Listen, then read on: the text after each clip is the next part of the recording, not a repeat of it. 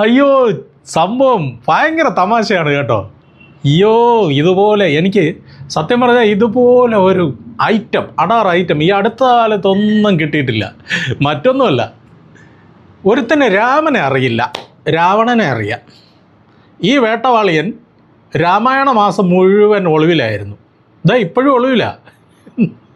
ചിങ്ങമാസം പറഞ്ഞിട്ടും ആശാന് വെളി വരാൻ നിവർത്തിയില്ല. സാരമില്ല, ആശാൻ ഇങ്ങനെ കാമുകിയുമായിട്ട് കേക്ക് കട്ടിങ്ങും ബർത്ത്ഡേ ആഘോഷവും എല്ലാമായിട്ട് പോലീസ് സംരക്ഷണയിൽ എവിടെയോ ആണ്. പക്ഷേ നമ്മുടെ ബന്ധപ്പെട്ട അധികാരികളുടെ അറിവോ സമ്മതമോ കൂടാതെ ഒരാൾക്ക് നമ്മുടെ കേരളത്തിൽ ഇങ്ങനെ താമസിക്കാൻ പറ്റുമോ?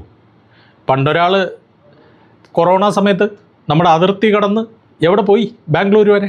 എങ്ങനെ? എല്ലാ അതിർത്തി അടച്ചു വെച്ചിരുന്ന സമയത്താണ് ഇങ്ങനെ പോയത്. അപ്പോൾ ആരുടെയെങ്കിലുമൊക്കെ സഹായം ഇല്ലാതെ ഇങ്ങനെ പോകാൻ പറ്റുമോ? അതുപോലെ തന്നെ ആരുടെയെങ്കിലുമൊക്കെ സഹായം ഇല്ലാതെ ഇങ്ങനെ ബർത്ത്ഡേ ആഘോഷിക്കാൻ പറ്റുമോ? ഇല്ല, ഒരിക്കലും പറ്റില്ല. എനിക്കത് പറയാൻ പറ്റില്ല. കാരണം അമ്മാതിരി ഭീഷണിയുണ്ട്. വേറൊന്നും കൊണ്ടല്ല, നമ്മൾ എന്തെങ്കിലും തുറന്ന് പറഞ്ഞു പോയാൽ പിന്നെ ചിലപ്പോൾ നാളെ ഉറങ്ങി എണീക്കുമ്പോൾ എൻ്റെ മക്കൾക്ക് അച്ഛനില്ലാതായി പോകും. അതുകൊണ്ട് ഞാനത് പറയുന്നില്ല. പക്ഷേ എന്തായാലും ഇതുപോലെയുള്ള ചില വേട്ടവാളിയന്മാരെയും വേട്ടവാളത്തികളെയും തലയിൽ ചുമന്നുകൊണ്ട് നടന്നാൽ അത് ഞാൻ ഒരു രാഷ്ട്രീയ പാർട്ടിയും നിങ്ങൾ വേണമെങ്കിൽ നിങ്ങളുടെ ഇഷ്ടത്തിനൊത്ത് ഊഹിച്ചോളൂ ഞാൻ ആരെയാണ് ഉദ്ദേശിച്ചത്. നിങ്ങളുടെ ഇഷ്ടത്തിനങ്ങ് ആയിക്കോളൂ. നിങ്ങൾ എന്ത് ചെയ്യണമെന്നറിയോ?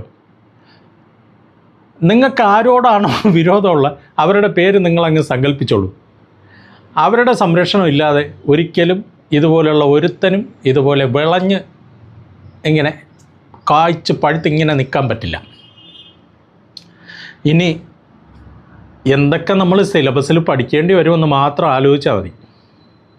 ഈ സിലബസ് എന്ന് പറഞ്ഞാൽ അതൊരു ചെറിയ സിലബസൊന്നുമല്ല, ഒരു വളരെ വലിയ സിലബസാണ്. യൂണിവേഴ്സിറ്റി തലത്തിലേ നമുക്ക് പലതും പഠിക്കേണ്ടി വരും. അതിൽ ആരൊക്കെ ഇനി ഉൾപ്പെടും എന്നുള്ളത് മാത്രമേ ഉള്ളൂ നമുക്കറിയാൻ.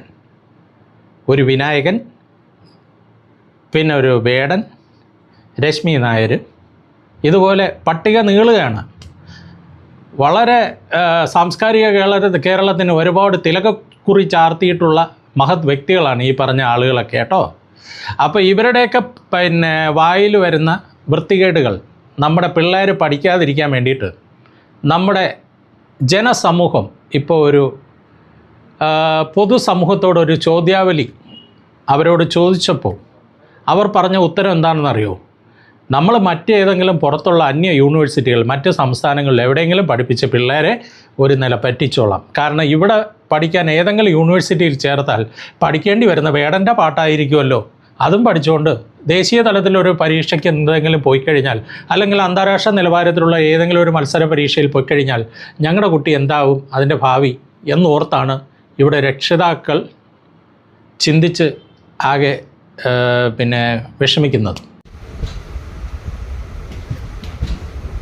പക്ഷേ ഒരു കാര്യം എനിക്ക് പറയാതിരിക്കാൻ വയ്യ. വേറൊന്നുമില്ല, ഈ വേടൻ പീഡിപ്പിച്ചു എന്ന് പറഞ്ഞ് പീഡന പരാതിയുമായിട്ട് പോയിരിക്കുന്ന സ്ത്രീകളെ എല്ലാം കൂടെ കേരള ഹൈക്കോടതി ഒരു ദിവസം വിളിപ്പിച്ചാൽ ഒരുപക്ഷെ അവർക്ക് വേണ്ടി ഒരു സ്പെഷ്യൽ ട്രെയിൻ തന്നെ വേണ്ടി വരും. കാരണം ഓരോ ദിവസവും പീഡനത്തിന് വിധേയരായവരുടെ എണ്ണം ഇങ്ങനെ കൂടിക്കൊണ്ടിരിക്കുക. എങ്കിലും ഒരു സംശയം അല്ലെങ്കിൽ ഒരു വിഷമം പറയാതിരിക്കാൻ വയ്യ.